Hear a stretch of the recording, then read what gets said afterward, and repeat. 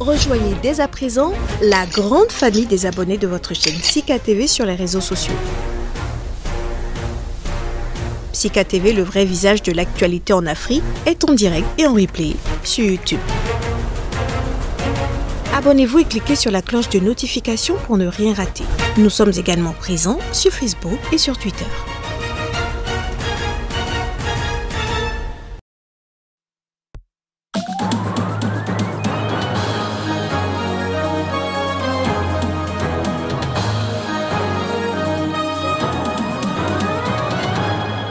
À la une de l'actualité ce 15 septembre, les militaires qui ont pris le pouvoir en Guinée ont ouvert ce mardi des concertations avec différentes couches de la société.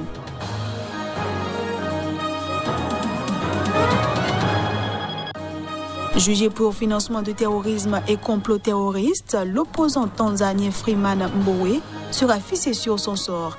Il comparaît ce mercredi devant la Haute Cour de justice de Dar es Salaam. Et puis le Premier ministre Naftali Bennett a rencontré le président égyptien Abdel Fattah al-Sisi lors d'une brève visite en Égypte. Il a discuté avec lui du dossier sécuritaire et du conflit israélo-palestinien.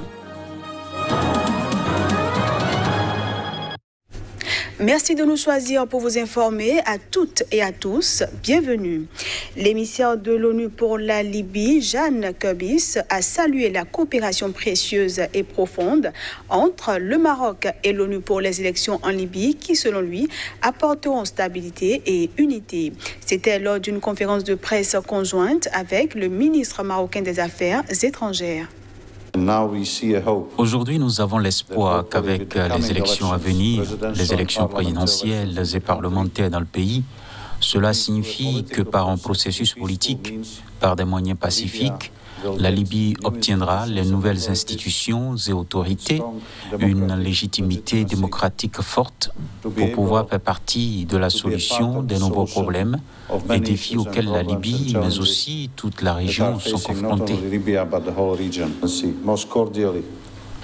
Très cordialement pour notre coopération et pour tout le soutien que vous fournissez et que votre pays fournit aux efforts des Nations Unies sur la Libye. C'est très précieux et je peux juste confirmer ici devant la presse que cette coopération est en effet extrêmement profonde et un partenariat très fort.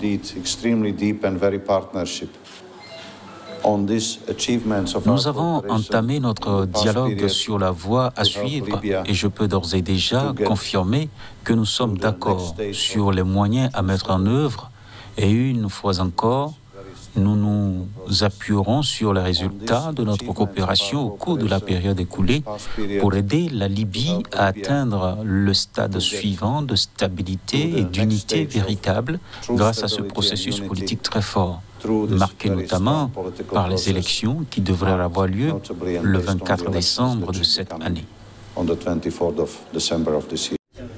Les militaires qui ont pris le pouvoir en Guinée ont ouvert ce mardi des concertations avec différentes couches de la société. Elles dureront 4 jours avec pour objectif de définir le contenu d'une transition censée ramener les civils à la tête du pays à une date inconnue. Jusqu'à vendredi, vont se succéder auprès des putschistes les chefs des partis politiques, puis ceux des confessions religieuses, suivis par la société civile, les diplomates étrangers, les patrons des compagnies minières ou encore les syndicats. Les discussions qui se sont ouvertes en fin de matinée ce mardi au Palais du Peuple, siège du Parlement, se sont déroulées à huis clos sans les médias internationaux, mais plusieurs participants ont ensuite indiqué que le nouveau maître du pays, le lieutenant-colonel Mamadi Doumbouya, s'était montré rassembleur et à l'écoute lors de cette première rencontre. Il a rappelé les motivations du putsch du 5 septembre contre le président Alpha Condé, détenu depuis, mais n'a donné aucun détail selon les participants sur la transition à venir qui doit être confiée à un futur gouvernement d'union nationale. Ce coup d'État est, selon le lieutenant-colonel Doumbouya, le résultat de l'échec de l'ensemble de la classe politique, militaire et autres de ce pays qui a trahi les valeurs de l'indépendance, a affirmé l'ancien Premier ministre Sidya Touré, un des dirigeants de l'opposition à Alpha Condé. Un ex-ministre d'Alpha Condé, Papa Koli Kourouma, a également affirmé que le putschiste avait jugé les élites politiques et militaires responsables de tout ce qu'il s'est passé en Guinée depuis l'indépendance. C'est une prise de contact et il faut la prendre comme telle, a expliqué Papa Koli Kourouma, estimant que d'autres rencontres seraient nécessaires pour aboutir à des propositions plus consistantes. Avant l'ouverture des consultations, des dizaines de représentants des partis qui ont appris cette convocation par les communiqués de la junte lus à la télévision nationale se bousculaient pour passer une porte étroite gardée par des soldats. Bien que seule une personne par parti ait été conviée, beaucoup sont venus à plusieurs au risque d'être refoulés, avec parmi eux de nombreuses formations jusqu'alors inconnues. On reste en Guinée où le RPG, parti du président renversé Alpha Condé, a annoncé qu'il participera aux concertations. Selon les explications du secrétaire administratif du parti, Lansana Komara, la décision a été prise à l'issue d'une réunion.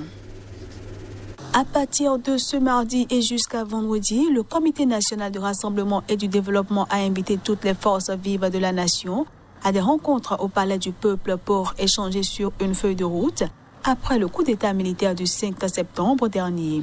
Le RPG Arc-en-Ciel, parti du président renversé Alpha Condé, participera à ces consultations. Selon les explications du secrétaire administratif du parti, Lansana Komara, la décision a été prise à l'issue d'une réunion ce lundi. Après concertation avec toutes les structures basées à l'intérieur du pays jusqu'à Conakry, toutes les structures sont d'accord pour que le parti soit représenté à cette concertation. La réunion s'est tenue et nous avons donc validé la décision de la base. Le secrétaire général du parti représentera le RPG à ces discussions, qui sont d'abord une prise de contact, a précisé Lansana Komara. Nous allons écouter et ensuite nous verrons ce qu'il faut faire. Le RPG est un parti de dialogue. Nous avons toujours privilégié le dialogue. Nous sommes pour la concertation, pour la négociation. Et nous voulons, nous, surtout privilégier la libération de notre président Alpha Condé. À la question de savoir ce que le RPG pense de la volonté de la CEDEAO de faire sortir l'ancien président de Guinée, le secrétaire administratif du parti répond que cela dépendra du professeur lui-même. Nous voulons d'abord sa libération et le respect de son intégrité physique, a insisté Lansana Komara. En Tanzanie, la présidente Samia Suluhu Hassan a procédé ce dimanche à un remaniement de son gouvernement. À cette occasion, elle a écarté des proches de son prédécesseur John Magufuli. Dans le cadre d'un léger remaniement de son gouvernement annoncé dans la nuit de dimanche à lundi, la présidente Samia Suluhu Hassan a procédé à plusieurs nominations à des postes clés. Celle qui a succédé à John Magufuli, décédé subitement fin mars, a notamment nommé à la tête du très stratégique ministère de l'Énergie John Rory Makamba, qui avait été limogé du gouvernement en 2019 pour avoir critiqué le chef de l'État. La présidente a aussi nommé 2 femmes, Stergomena Tass et Achatou Kijaji, respectivement au poste de ministre de la Défense et de ministre de la Communication et des Technologies de l'Information. En faisant ce remaniement, Samia Suluhu Hassan a surtout retiré 2 ministères clés, l'énergie et les transports, à des personnalités très proches de son prédécesseur John Magufuli. Je pense que ce remaniement est important parce que tout simplement, la présidente est en train d'essayer d'asseoir son pouvoir en ramenant d'anciens alliés et en se débarrassant de ceux qui lui semblent être restés trop proches du régime de Magufuli, a analysé le professeur Tabi Jacob de l'université danoise de Roskilde.